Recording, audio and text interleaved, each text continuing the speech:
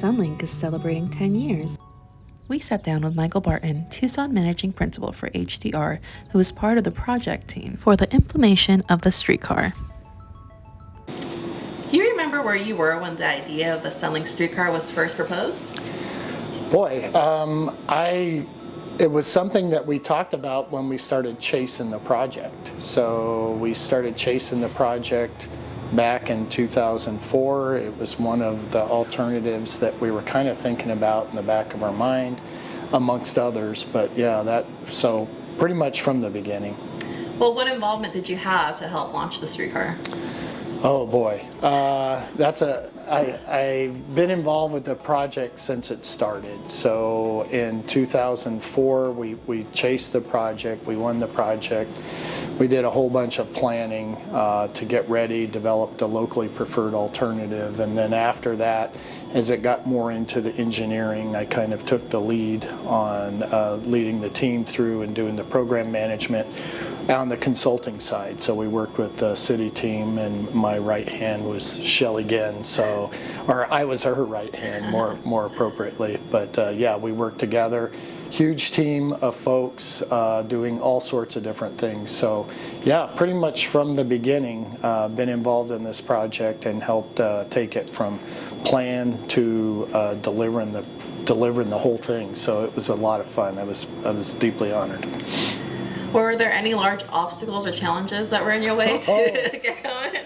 Oh my goodness, yeah, there was a whole bunch. Some of the major ones were like funding, obtaining funding. We did have we were fortunate to have a local funding match through RTA, but we needed to acquire federal funding, and the road to do that was a little bit difficult, and we went about it in a different way. We got Tiger funding, the first round of Tiger, and so we were able to get that. That was such an amazing experience. And then once the funding was lined up, we took off. We still had a lot of political hurdles.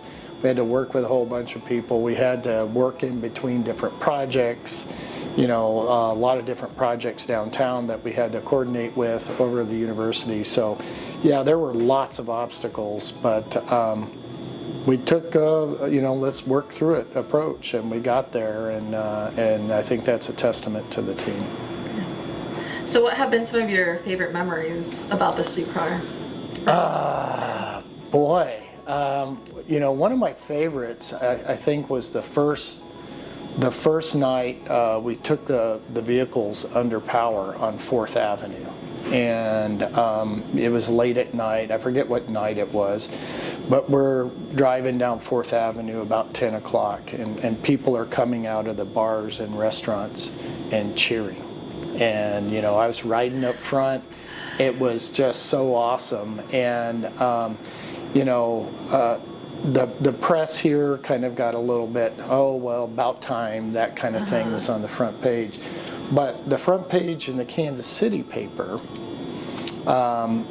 said, had an article too. It says, "This is our future."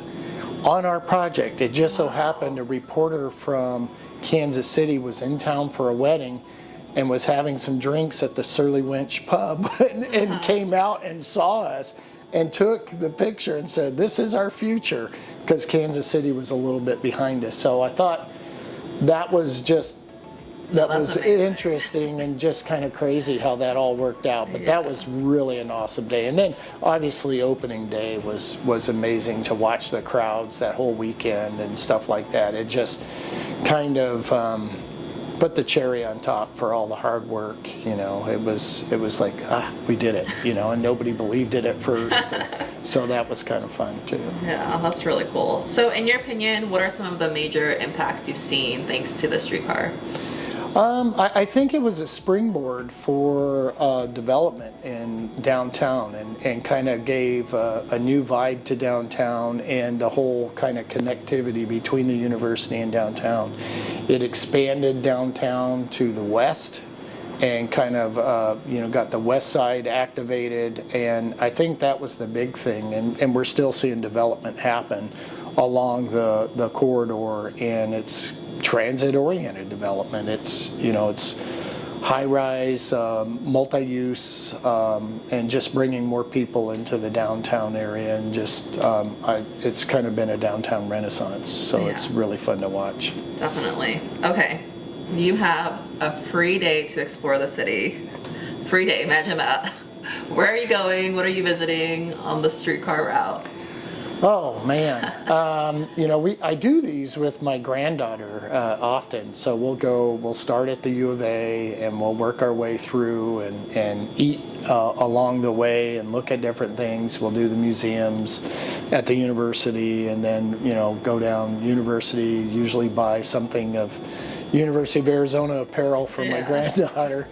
And then just eat our way along the line. So there's lots of great places to stop and get food, and her favorite is ice cream. So there's a lot of good ice cream along the route as well. So do you have a favorite restaurant along the route?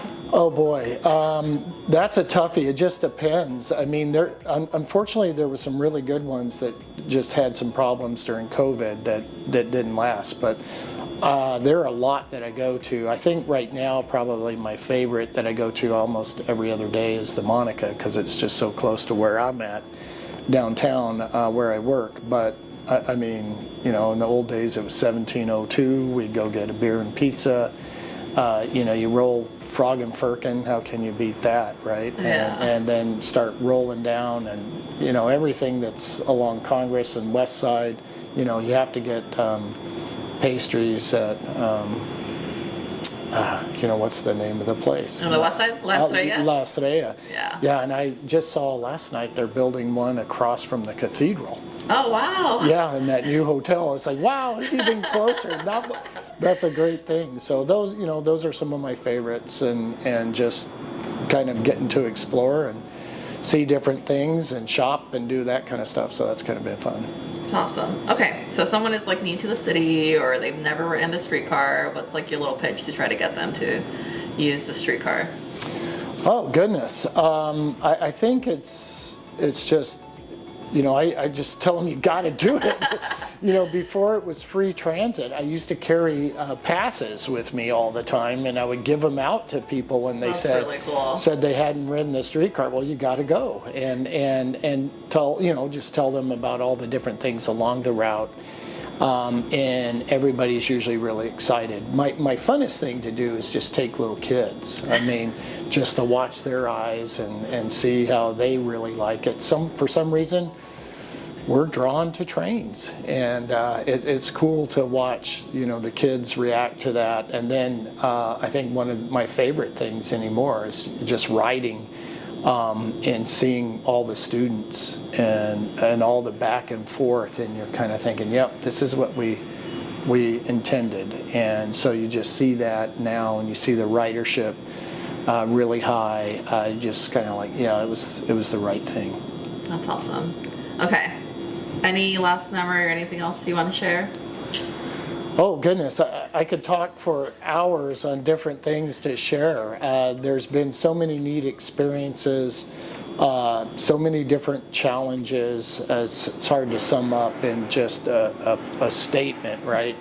I think the one thing that's amazing is that we did it. It was 10 years ago. We can kind of look backwards, and you kind of forget all the really, really tough stuff, and you just remember the really good stuff. And I think that's kind of the neat thing. Every once in a while you get a challenge with your daily work and say, oh yeah, remember we handled that on streetcar.